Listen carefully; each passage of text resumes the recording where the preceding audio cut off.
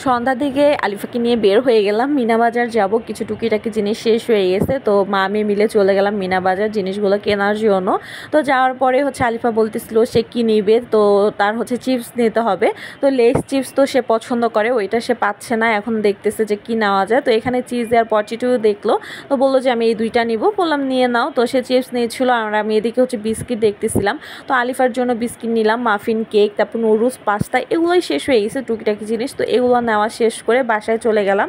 তো বাসায় যাওয়ার পরে হচ্ছে 1 ঘন্টা পরেই খবর আসছে, আলিফা বাবা ফোন দিল যে সে নাকি অনেক অসুস্থ হয়ে গেছে, তার নাকি অনেক বমি হয়েছে, রিক্সার মধ্যে সে এক জায়গায় যাচ্ছিল, তো সেখানে নাকি সে সিক হয়ে পড়ছে। তো আমি বললাম বাসায় চলে আসো।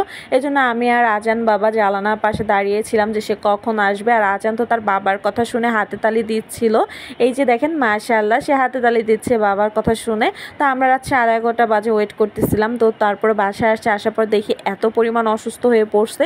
তো এখানে বললাম তাহলে তুমি একটু রেস্ট নাও, আর বাইরে এত পরিমাণ গরম, এই জন্য এইটা হয়েছে, এতবার বমি হয়েছে। তো সবাই ওর জন্য দোয়া করবেন, আল্লাহ যেন সবসময় সুস্থ রাখে। আর এই মানুষটা আমাদের জন্য কত কষ্ট করে। আর এইদিকে দেখেন বাবা অসুস্থ, আর বাবা ছেলের ভালোবাসা চলতেছে। আজান তো বাবার সাথে কিছুক্ষণ খেললো।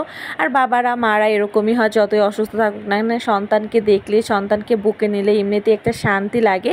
এই ছিল ছোট্ট একটা ভিডিও, ভালো লাগলে লাইক দিয়ে পাশে থাকবেন।